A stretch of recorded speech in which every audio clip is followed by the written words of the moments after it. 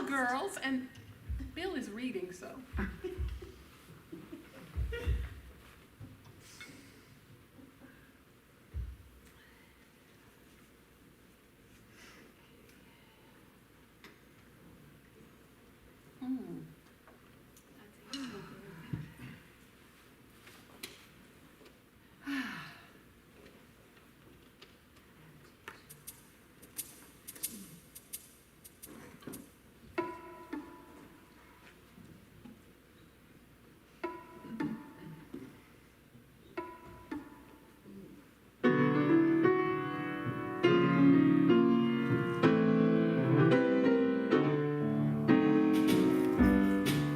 Hide your heart from sight, lock your dreams at night. It could happen to you. Don't count stars or you may stumble. Someone drops a sigh and down you tumble. Keep an eye on spring, run when church bells ring. Oh, it could happen to you. All I did was wonder how good it would be, and then it happened to me.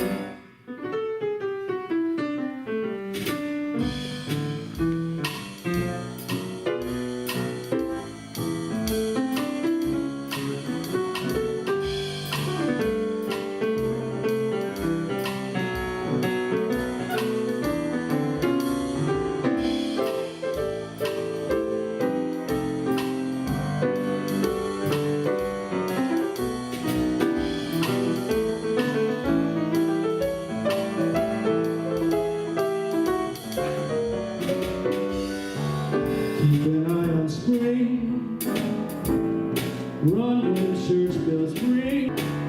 It could happen to you, and all I did was wonder how soon it would be, and it happened to me. And it could happen to you.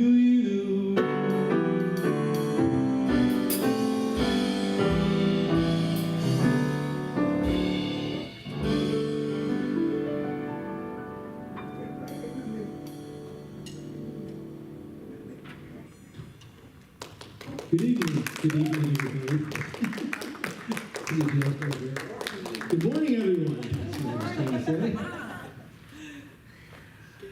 So good to see everyone in the house and all you people out there in remote land. So here's our opening song. I hope you enjoy it. It's an original, I hear.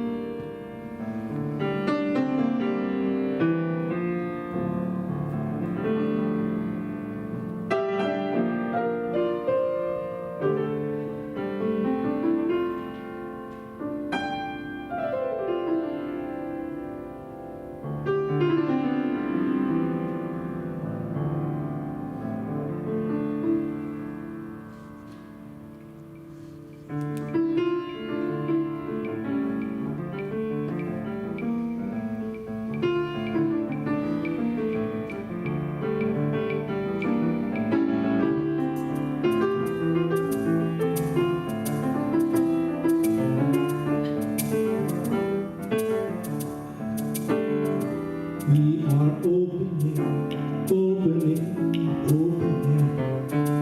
like a flower opens up into the sky. We are open to the light, we are open to all good, as we unleash the power we have locked in inside.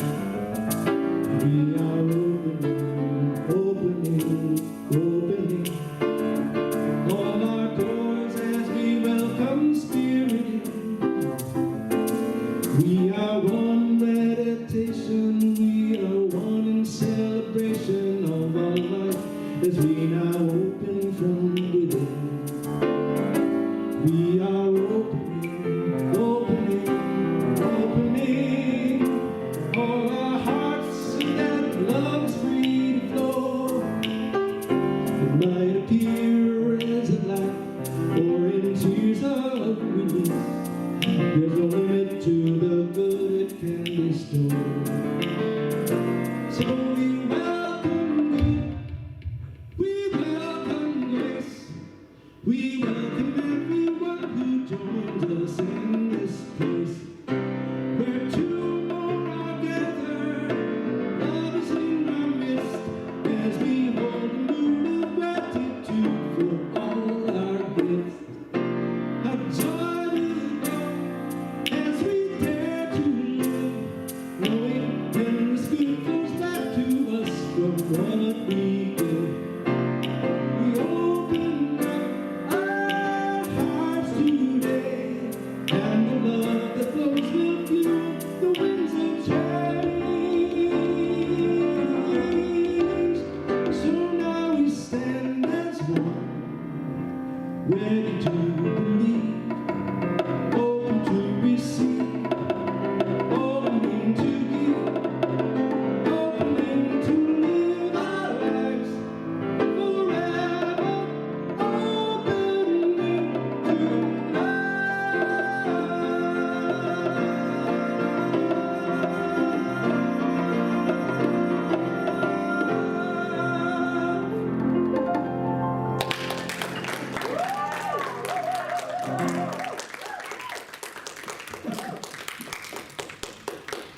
Yes! Look who's in the house! James Rowe and Rick McCluskey on drums. That was an original written by James, our very talented James, called Opening Song. When I say to him, what do you want to do as an opening song? He'll say, opening song. No, what do you want to do as an opening? I love the original. Yes, I love the original title. Good morning, everyone. Welcome to Center for Spiritual Living, Morristown. Those of you who are here in person, it's awesome to see your beautiful faces, and I see your hearts as well. And for supporting our beautiful community this way. And I'm grateful to all those who are watching us from internet land beyond the physical space. And we thank you for your support as well. So today we are diving deeper into July's theme, which is Pulled by Vision, as we continue the theme for the year, Timeless Wisdom, Evolutionary Vision. And we are thinking about today, collectively, that there is this incredible dance that we experience in life, and it's between opposites. That's because our consciousness was evolved enough to incarnate as the human being that you are today, and to do that dance in such a way that it serves you, that it raises your vibration, and that it grows you. So we're going to explore that, and the gift that's available to us, but it must be chosen, is that we either embrace the dance or we fight it. And sometimes we do both, right? And so the idea behind that is that we have the freedom to choose. So can we make these choices that we make as we go through that more consciously and more affirmatively? So my name is Frankie Timmers, and I'm the spiritual director here at Center for Spiritual Living, Morristown. We are on the web, so check out our website. We do our best to keep it all up to date with all kinds of great events. We have a really powerful weekend coming up in 2 weeks with Bob Sima and Shannon Plummer. And we want all of you to come to that, because I can assure you that you're going to get something out of it. It's a live concert here on Friday night, which is July 30th, and they are amazing. Bob is an amazing musician. His music is so healing. And then they do a workshop, only 2 hours, the next day, and the flyers are on the back, and it's on Facebook, and it's on Meetup, and it's on everywhere, and it's on the website. A 2-hour workshop that's really about listening to that inner voice of truth. And then they'll be here that next day to do the Sunday celebration. So please share this event. Let's fill all the seats with everybody you know and invite people to come, because it's our first back in the house big event in like over a year. And then on Monday the 26th, Michael is going to be doing his heart chakra workshop. Again, flyers on their back. And you received a form. There's a reason why you received a form, because there's ways that you can support our community, and we invite you to do that. We have baskets over there. You can leave your gift. You can text to give, my personal favorite. You can go on the website. You can set up an auto giving thing. So whatever it is that you'd like to do, that's your financial support is a way that we can keep doing what we do. So if you're on Facebook or on YouTube, let us know you're here. Ask us questions, make comments, use the bubbles, say hello to one another, and share our page. So now we have one of our practitioner students, Lori Carlson, who will bless us with an opening treatment, but also with a reading. So Lori, come on up.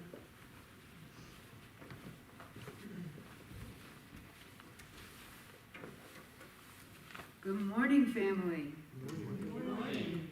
So this reading that I'm going to share with you this morning is from 365 Science of Mind, which is a year of daily wisdom from Ernest Holmes, who is the founder of Science of Mind. This reading is from July 1st, and in keeping with Reverend Frankie's theme of freedom, which I know comes into her talk, it is called, I Am Free with the Freedom of God. And the first quote says, Stand fast, therefore, in the liberty wherewith Christ hath made us free. Galatians 5:1. We all wish to be free, but at the same time, we should realize that liberty is not license. To say that we are free with the freedom of God does not mean that we are free to do that which contradicts divine nature. We are free only in that freedom that God is. The freedom to be alive, to enjoy living, to enter into the activities of everyday living with enthusiasm and interest. We are free to love and to be loved. We are free to give full and complete expression to every capacity we possess, provided this freedom harms no one and hurts no thing. This is freedom enough, because if we were free to do that which is destructive, we should ultimately destroy ourselves. And in so doing, we would not only deny, but would defame the nature of divinity itself. Therefore, we always pray, Thy will be done. But within this will, we know there is scope enough for self-expression, plenty of room to move around and express life to its fullest. I am free with the freedom of God. Today, I manifest this freedom in joy. I think of it with deep gratitude to the giver of all life, and with a deep inward sense of my union with the whole. In my own will and imagination, I see myself free, complete, and perfect. I feel back to the center of my being, which is God, and affirm that His freedom is my freedom. And I include my own physical body in this freedom, as well as every activity in which I engage. I expand my consciousness and invite new experiences, knowing that they shall be created for me by the same power that makes everything. I enter into this freedom with complete abandonment, with the feeling that all things are working out well, and with the deep and sincere desire to live so that my freedom shall be imparted to others, that we all may feel that we are in partnership with the divine. So I invite you now to join me in a treatment, which is our word for affirmative prayer. I invite you to close your eyes and to hear these words as if they were your own. So I know that there is one power, one presence, one ultimate creative mind that is the source of all that is, the Alpha and the Omega. This divine power, this source which I choose to call God, is in each of us, is in everything and everyone. We are each just divine sparks of this flame, and as such, we are entitled to the freedom and the truth and the wholeness and the perfection that is God. So right here, right now, I know that this service fills our cup and grows our awareness and expands our consciousness so that we can be a better expression of love in action on this planet. I know that we are made more free by our being here, and that we embrace this freedom and step forth into the ultimate potentiality of all that we are meant to be. And so with gratitude for this teaching, with gratitude for Reverend Frankie, for all the members of this community, and for all of the blessings with which we are graced every day, I say thank you. Thank you, thank you, thank you. And from this place of overwhelming gratitude, I release these words into the law, which can only say yes, knowing that as I think it, speak it, and do truly believe, so it must be. And I invite you to join me in saying, and so it is.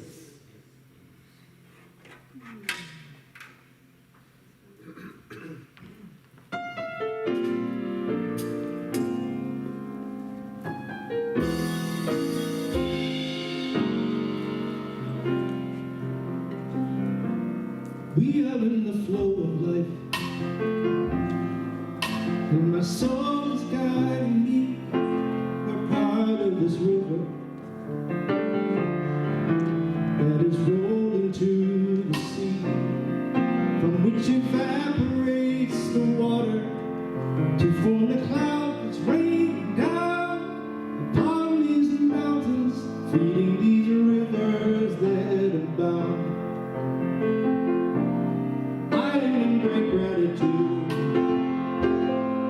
for all the good that comes my way. Only I can hold it back. The river sets no price to pay. My heart decides my way of giving, and so it will be right, then multiply, then it flows back into my life.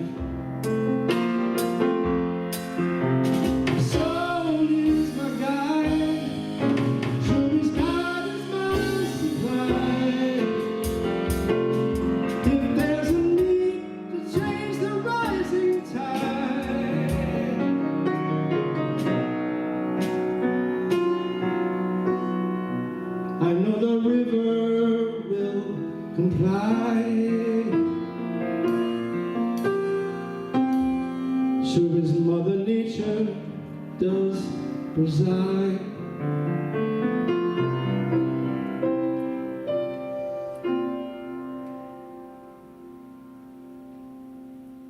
I believe this flow of life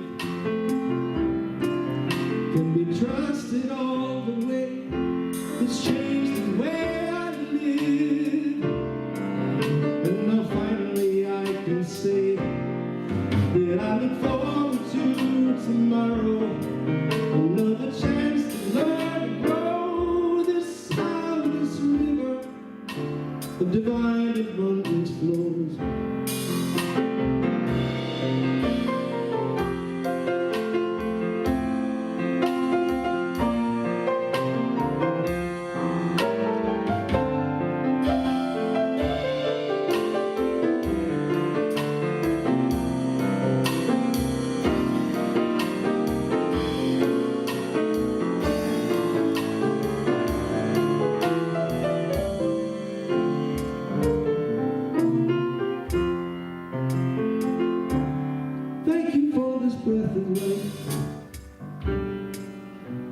us everything we need. There's nothing to return except the best that we can give. As long as love's my guide to living, I know I will be right, 'cause every path will lead at last into the light.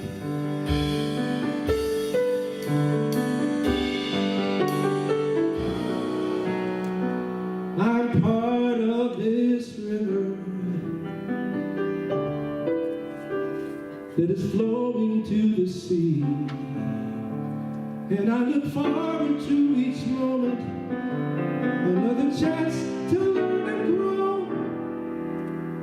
That's how this river of divine abundance flows.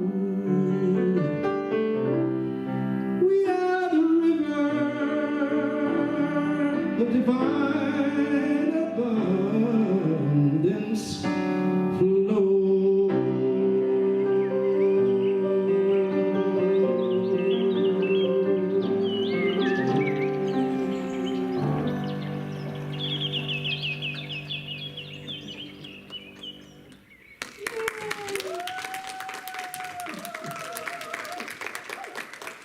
The birds don't do the whole thing. What's The wrong with you? birds and everything, the wind, yes. Thank you, James. Another beautiful song and rich. And thank you, Lori, for that great reading and beautiful opening treatment.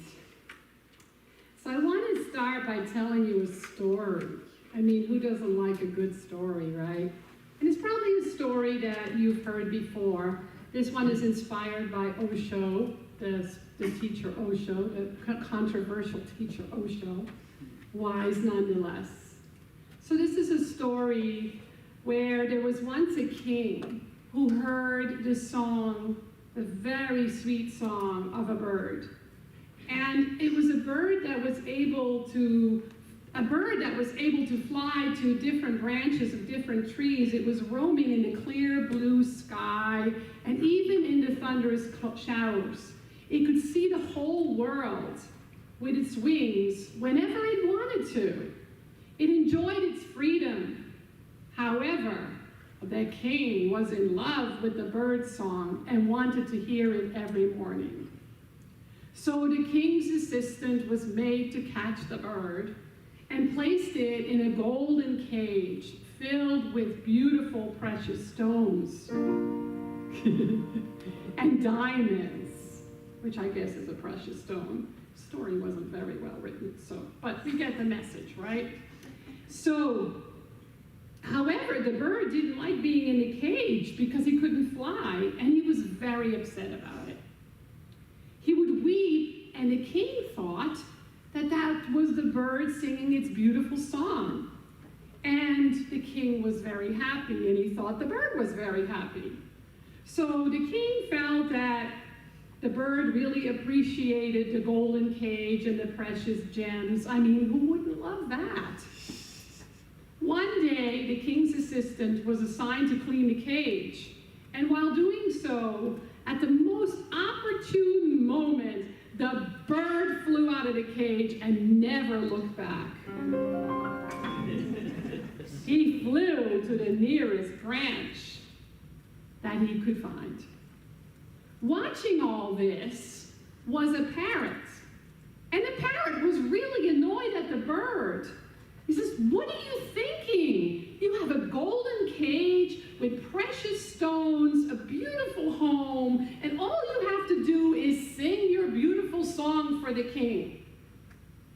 You're an idiot for giving up the cage and those beautiful gems. You didn't even take one with you when you left. And you've lost everything with your so-called freedom." The bird listened, and after giving some thought, he replied to the parrot, "You may live in the cage if you like. I prefer the freedom of roaming in the sky, living day by day and being happy because I'm alive." And before the bird even finished speaking, the parrot flew into the cage. That story, I think, is really our story. It's our story because the bird represents our spiritual nature, our soul, and the parrot represents our human ego personality, the part of us that likes things to be safe and secure, that likes a little cage with some precious jewels in it, right? And so the part of our nature that likes the cage, that likes security, our human nature, is the part of us that is conditioned, whether it is through our upbringing, through our religion, through race, through gender, through color, through financial foundation, whatever it may be. It's the part of us that experiences conditioning and is more identified with the conditioning than with our true self, our essential self. One of the people that inspired me to teach meditation in prison, which I'm now doing via Zoom again, but I was doing it in jail for about 10 years, was the man named Bo Lazoff. He's written many books. He traveled all over the country, and he would not just do concerts in jails, but he would also teach meditation. And one of his books is called We're All Doing Time. It's a great title, right? He passed away a few years ago. All of his books are really amazing. But the one We're All Doing Time is often one I bring up with my students in the jail. And I talk to them about using this time of unexpected or maybe expected imprisonment could be very, very rich. Bo Lazoff says, our jails, unfortunately, are our new monasteries, and our imprisoned are our new monks. And so I tell them that this is an opportunity that they can choose to make work for them rather than against them. And some of them really do. Because it really represents whether it's our story of our birdness or our parrotness or any other kind of experience with imprisonment, it just shows us the dance of life. The dance of life is always for us and never against us. It's we, in our humanness, that we think that the dance of life either frees us or imprisons us. It's in the places where we feel imprisoned by our conditioning or by our consciousness that we can use to free ourselves rather than to feel imprisoned. The dance of life is really the dance of mastery. And we experience mastery by means of our awareness. Where is our attention? What are we thinking about? What is it that we believe? Because in this human nature, we experience duality. I've become really clear about the fact that when we incarnated as who we are, we stepped into the world of duality. We came from the world of oneness. We stepped into the world of the duality because our soul was ready to evolve. And so we were given the perfect life to evolve, using life and the dance of life and experiences of life to look higher, to understand life from a higher point of view, maybe a bird's eye view, right? To realize that the things that we're experiencing that we may not love or may not like or may not be too comfortable with are there to grow us, not to burden or imprison us. And so we either use that or we suffer through it, thinking that we have nothing to do with it, that we have no part in it.